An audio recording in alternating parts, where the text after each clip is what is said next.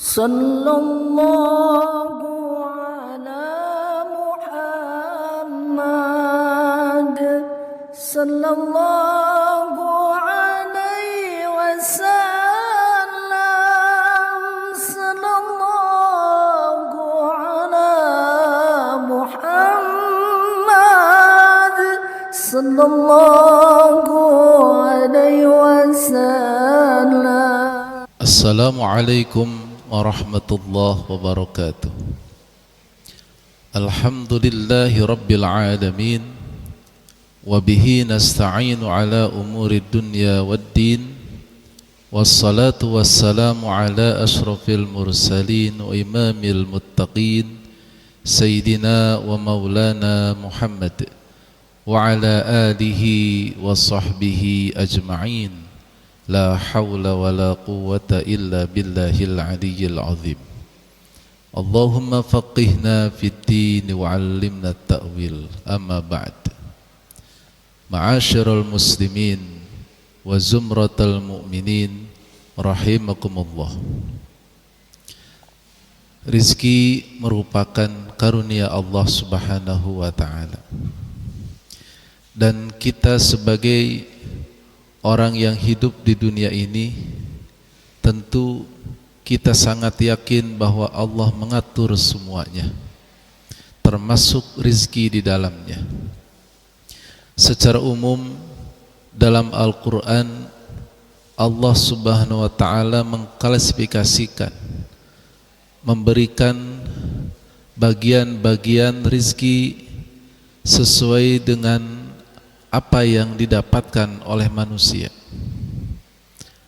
Ada kalanya rizki itu berupa atau dihasilkan tanpa berusaha, yaitu rizki yang sudah dijamin oleh Allah Subhanahu wa ta'ala. Ar-rizqul madmun, rizki yang sudah dijamin. Dalam Al-Quran Allah Subhanahu wa ta'ala berfirman, A'udzu billahi minasyaitonir rajim. Bismillahirrahmanirrahim. Wa ma min dabbatin fil ardi illa 'ala Allahi rizquha. Surat Hud ayat 6. Tidaklah ada dari makhluk yang melata di muka bumi ini melainkan sudah ada rizkinya. Sehingga dari ayat ini kita mengetahui bahwa rizki yang dijamin oleh Allah itu selama manusia atau makhluk itu hidup, maka hakikatnya dia sudah membawa rizkinya. Dan kehidupan itu merupakan rizki. Saat rizkinya habis, maka kehidupannya juga habis. Yang kedua adalah rizki yang dihasilkan karena berusaha. Ada kalanya seseorang kalau berpangku tangan tidak berusaha, maka rezeki pun tidak mendekatinya. Namun saat dia berusaha, maka rezeki didapatkannya. Suatu hari Al-Kisah ada seorang ulama besar, konon beliau bernama Imam Syafi'i rahimallahu ta'ala, bersama gurunya yang bernama Imam Malik rahimallahu ta'ala. Imam Syafi'i berpendapat bahwa kalau seseorang tidak berusaha, maka dia tidak mendapatkan rezekinya. Sedangkan Imam Malik berpendapat bahwa rizki meskipun tidak berusaha, kalau Allah menghendaki dia akan mendapatkannya. Suatu hari keduanya berpisah tempat dan Imam Syafi'i kembali ke kampung halamannya. Beliau memanen anggur. Dengan bersusah payah beliau mewadahi anggur yang didapatkannya dan teringat kepada gurunya yaitu Imam Malik. Sekaligus Imam Syafi'i ingin membuktikan bahwa yang ia bawa itu adalah hasil usahanya dalam hal bertani anggur dan akhirnya memanennya. Dia bawa sampai ke hadapan gurunya, kemudian beliau bilang kepada Imam Malik bahwa aku mendapati anggur ini adalah karena aku memanennya setelah sekian lama menanamnya. Sedangkan Imam Malik pun tersenyum. Sama, meskipun aku, kata Imam Malik, tidak menanam anggur, namun dalam hatiku aku menginginkan anggur dan ternyata engkau datang ke sini membawanya. Maka keduanya pun tersenyum dan ternyata Allah Subhanahu wa taala terkadang rezeki yang kita dapatkan itu melalui usaha orang lain dan hakikatnya dari Allah Subhanahu wa taala.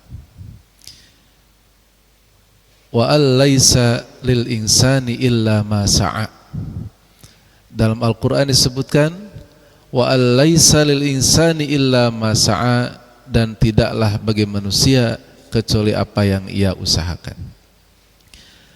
Kemudian yang ketiga, rezeki itu didapat ada kalanya itu melalui hal yang tidak terduga, yang kita sebut dengan min haitsu la yahtasib.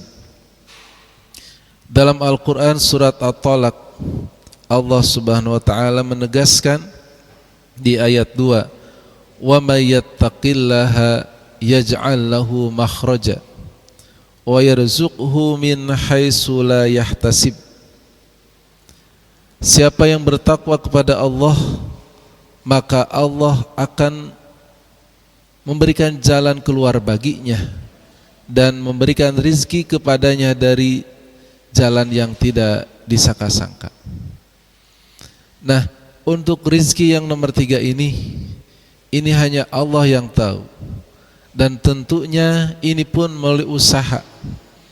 Karena ketakwaan seseorang, karena dia bersyukur kepada Allah dan menjadikan apa yang ia milikinya itu sebagai bukti syukur untuk beribadah kepada Allah, maka Allah pun memberikan pintu-pintu rezeki kepadanya dari jalan yang tidak disangka-sangka.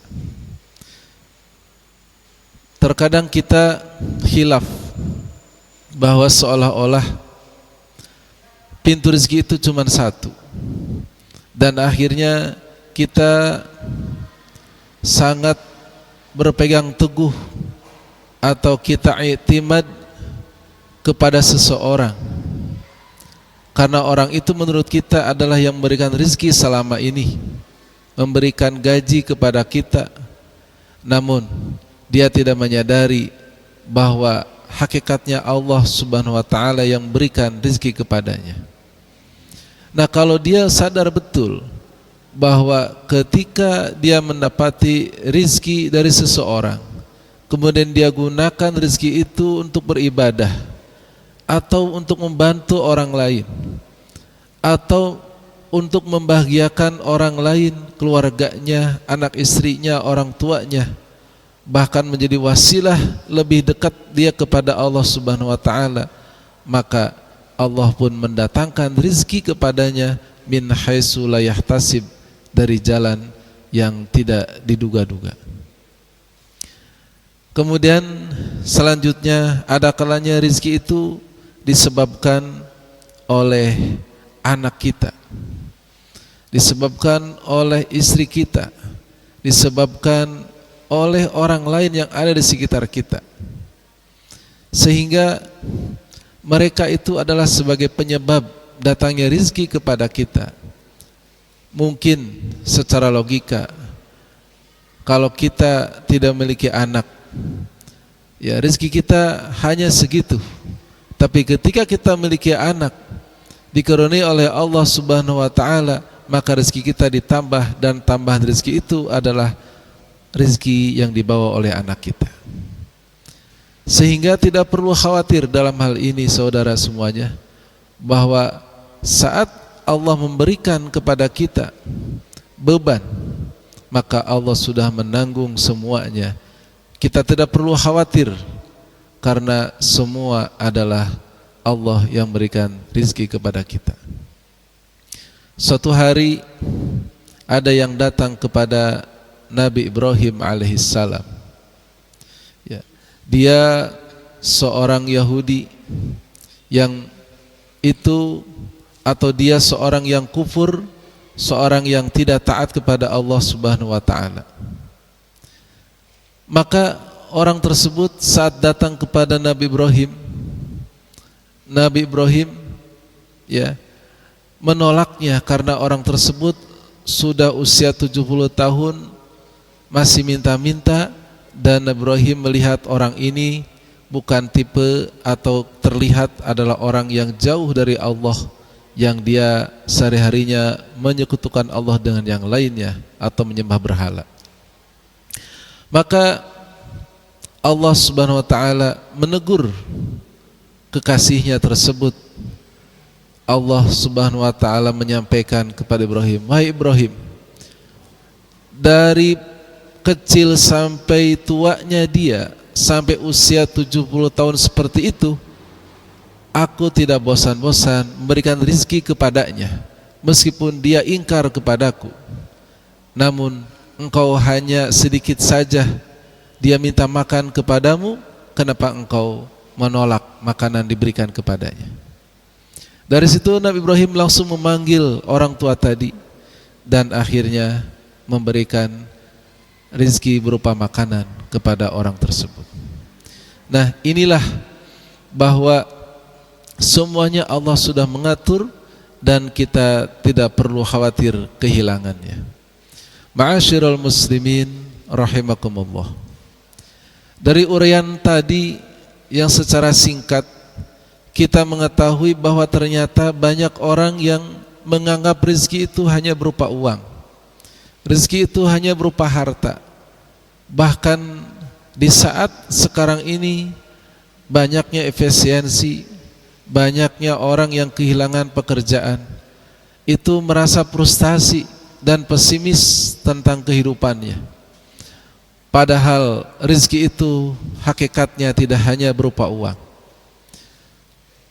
Almarhum Syekh Mutawalli Asy-Sya'rawi, beliau adalah Syekhul Azhar pada masanya dan juga sebagai dai terkenal di Kairo, Mesir. Beliau semasa hidupnya itu menyampaikan banyak gagasan-gagasan tentang dakwahnya yang itu terkesan membumi dan dirasakan oleh masyarakat luas. Salah satunya beliau sampaikan bahwa macam-macam rizki itu adalah harta benda, dan inilah rizki yang paling rendah.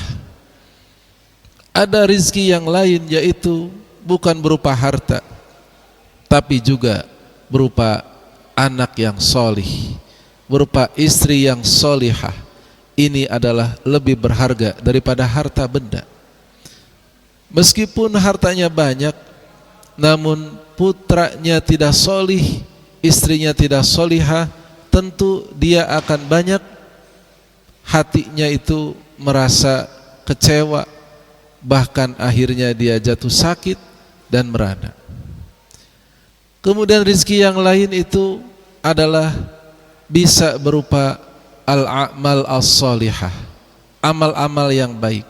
Saat kita oleh Allah Subhanahu wa taala diberikan taufik untuk ibadah, taufik untuk sholat, untuk zakat, untuk puasa, bahkan menjadikan rizki sebagai wasilah dekat kita kepada Allah, itu adalah karunia rizki yang lebih tinggi nilainya dibanding harta benda.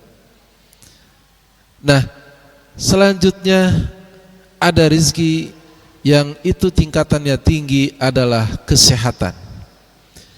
Jangan dikira kesehatan adalah bukan rizki dari Allah, tapi kesehatan juga itu adalah rizki yang justru kalau dinilai, ditimbang dengan harta, itu sangat mahal harganya. Tidak sedikit orang yang masuk rumah sakit hanya karena tidak menggerakkan tangan, itu keluar puluhan juta rupiah. Nah, sementara kita bebas menggerakkan tangan, bisa berbicara, bisa berkedip, itu adalah rizki yang kalau diuangkan sungguh luar biasa nilainya. Dan yang terakhir tentu rizki yang paling utama atau yang paling tinggi adalah ridho Allah Subhanahu wa ta'ala. Mudah-mudahan kajian singkat pada Jumat ini bermanfaat dan menjadikan kita lebih bersyukur kepada Allah dengan rizki yang kita terima dari Allah Subhanahu wa ta'ala. Senantiasa kita berharap dan berusaha, mudah-mudahan rizki yang kita dapatkan dari usaha kita itu halal dan barokah, dan kita berharap oleh Allah diberikan dengan ibadah kita. Mudah-mudahan Allah membukakan pintu-pintu rizki yang tidak disangka-sangka, dan itu bisa berupa harta benda, bisa berupa anak yang solih, solihah, istri yang solihah, keluarga yang sakinah mawaddah warahmah, diberikan kesehatan dan juga ridho Allah Subhanahu wa ta'ala. Amin amin ya rabbal alamin. Wallahul muwafiq ila aqwamit thoriq.